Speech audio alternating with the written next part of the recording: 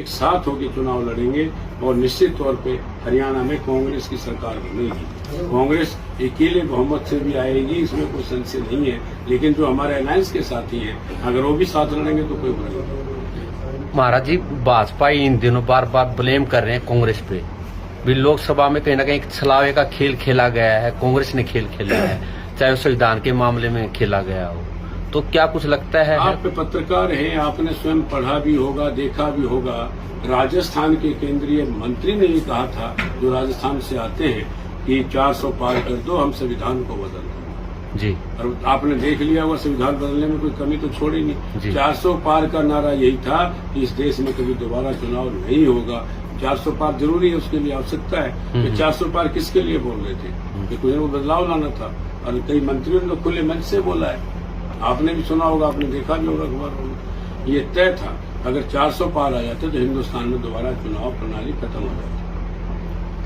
भाजपा इन दिनों काफी active mode में नजर आ रही है, चाहे वो प्रॉपर्टी आईडी के मामले में हो, चाहे वो परिवार पहचान पत्र के मामले में हो, चाहे वो रजिस्ट्री की नो ड्यूज के मामले में हो। क्या लगता है जब आई ना, जब कांग्रेस ने दबाव बनाया, जब कांग्रेस ने अपने मैनिफेस्टो में रखा, अब तो प्लाट भी बांट दिए, 6000 कह रहे हम प्लाट दे रहे हैं। उस समय के दे रहे हैं, आज की नहीं है। इनका नया प्लाट कोई नहीं है उसमें। कांग्रेस की सरकार ने जो तय किया था, उन्हीं प्लाटों को कब्जा देने के लिए उन्होंने कहा भी कब्जा दिलाया जाएगा। और मुझे नहीं लगता केवल ये वोट की राजनीति कर रहे, 3 महीने में ये दिला पाएंगे या नहीं दिला पाएंगे, इसमें भी संशय है। देखिए, हमारे यहाँ सामाजिक संस्थाएं 4-5-7 हैं, जैसे ग्राम में गांव प्रधान, सरपंच जिसको हम बोलते हैं, उनके साथ क्या बर्ताव किया पूरा देश जानता है। और हमारे यहाँ महिला संगठन है, आंगनवाड़ी है, 2-3 संगठन महिलाओं के हैं, आशा कार्यकर्त्री हैं, आंगनवाड़ी है, उनके साथ भेदभाव किया। अगर जनतंत्र में भी अगर हम विरोध ना कर पाए गांधीवादी तरीके से, तो देश जनतंत्र का नहीं है। सबके साथ अत्याचार हुआ है, नौजवान के साथ। अगर नौजवान रोजगार मांगने के लिए आंदोलन करता तो उस पर लाठियां मारी जाती। सरपंच ग्राम प्रधान की सुविधाओं के लिए कोई अपने अधिकार मांगता तो उसको पीटा जाता है। आशा कार्यकर्त्री और हमारे जो भी महिला दल हैं जो काम करते हैं संगठन का, चाहे आशा कार्यकर्त्री हों, स्वास्थ्य विभाग से संबंधित हों, सबके साथ अत्याचार ये भारतीय जनता पार्टी की सरकार ने हरियाणा में किया। बातें बड़ी अच्छी कर रहे हैं महाराज जी आप, लेकिन आपके पास संगठन है नहीं, कांग्रेस के पास। पब्लिक के पास कैसे पहुंचाएंगे जो ये बातें आप कर रहे हैं? जब संगठन के बगैर लोकसभा 5 जीत सकते हैं, वो तो विधानसभा है। विधानसभा छोटा क्षेत्र होता है और मेरे ख्याल में 2 लाख की विधानसभा के आसपास होगी। सब 2 या 2.25 होंगे, जाके 2 की है। अब एक विधानसभा में, विधानसभा और लोकसभा का बहुत बड़ा अंतर होता है। जब लोकसभा में कार्यकर्ता ने इतना काम किया है, नेताओं ने इतना काम किया, उसमें तो और ज्यादा काम करेंगे। छोटा चुनाव होता है।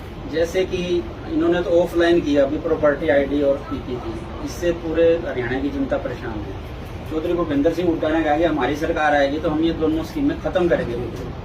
तो क्या ऐसा होगा, स्कीम खत्म होगी या सिर्फ ये चुनावी वायदा? नहीं। जो आज तक का इतिहास देख लें आप 10 साल का, चौधरी भूपेंद्र सिंह हुड्डा जब सीएम बने थे, जो काम कहा वो हरियाणा में किया। और ये अग्निवीर, अभी राष्ट्रीय नेतृत्व राहुल गांधी जी ने मेरी चुनाव सभा में कहा था, ये अग्निवीर का जो कानून है ना, इसको रद्दी की फाड़ के रद्दी में डाल देंगे। 3 साल में 1 साल की ट्रेनिंग, 3 साल की नौकरी। आप सारे बुद्धिजीवी अगर आप भी लिखना शुरू करेंगे, ये इसको भी वापस लेंगे। ये जो दबाव है ना दूसरे दल लगे हैं, उनकी सबकी मांग है कि कांग्रेस आते ही करेगी, तुम इसको पहले करने की कोशिश करो। लेकिन मुझे नहीं लगता देश का प्रधानमंत्री, अभी कोई चैलेंज नहीं है। आपने सारे परिणाम देखे हैं लोकसभा के। 46 सीटों पर कांग्रेस जीत के आई है और कांग्रेस का जो वोट प्रतिशत है वो काफी बड़ा है। उनका घटा है, हमारा डबल बड़ा है। आपने सामने आंकड़े देख लिए होंगे।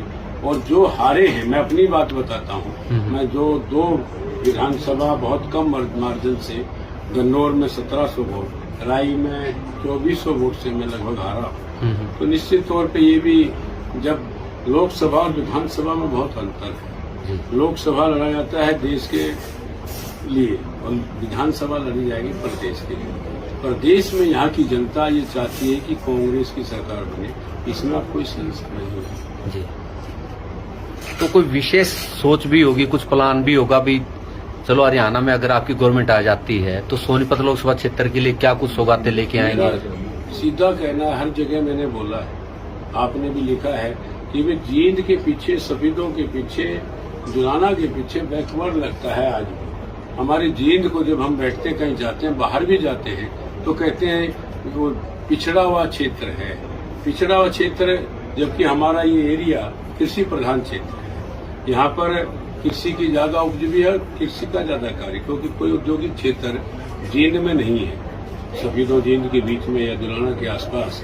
तो मेरा पहला काम होगा, यहाँ पर जो बंजर भूमि, जो खराब भूमि जो पड़ी है, उपजाऊ भूमि कम है, उसमें मैंने चौधरी, हमारे कांग्रेस के पूर्व मुख्यमंत्री, उनसे आग्रह किया है कि जब भी हरियाणा में कांग्रेस की सरकार बने तो निश्चित तौर पर यहाँ औद्योगिक क्षेत्र होना चाहिए, जिसमें सरकार की भी कंपनी हो, सरकार के बड़े बड़े उद्योग हों, और प्राइवेटेशन जो हमारे देश के बड़े उद्योगपति हैं, उन लिमिटेड फर्मों वाले, उनको भी यहाँ लाया जाए, जिससे इस क्षेत्र के कम से कम 20 से 30 हजार नौजवान कार्य कर सकें। इसी 22 को नेता प्रतिपक्ष आ रहे हैं, क्या कुछ खास रणनीति रहेगी? केवल जींद का धन्यवाद करने, जींद जिले की 3 हमारी विधानसभा है, सफेदों, जींद और जुलाना, और हमारे जो जिले के उच्चारणा और निर्वाणा जो इसी जिले में आती, जींद जिले की जितनी भी विधानसभा है, उनका स्वयं चौधरी भूपेंद्र सिंह जी होगा, और साथ में शायद MP साहब भी पधारेंगे, हमारे कांग्रेस के प्रधान चौधरी उदय भान जी भी आएंगे,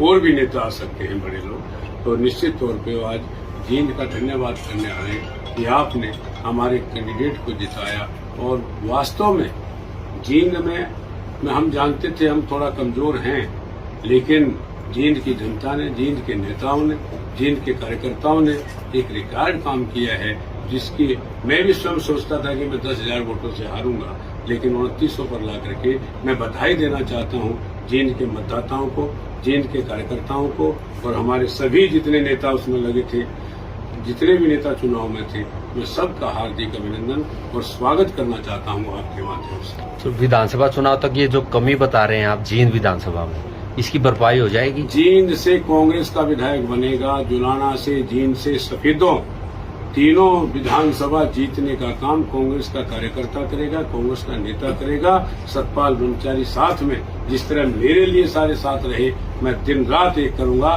कि जींद के तीनों विधायक कांग्रेस के हों। गदर मीडिया तो आप देखें, और उसमें अच्छी नई नई ताज़ा खबरें सुनने को मिलेगी, देखने को मिलेगी, और हरियाणा में क्या चल रहा है, क्या नहीं चल रहा है, ये भी आपको पता चलेगा। और चैनल को लाइक करें, सब्सक्राइब करें और शेयर करें। थैंक यू, धन्यवाद।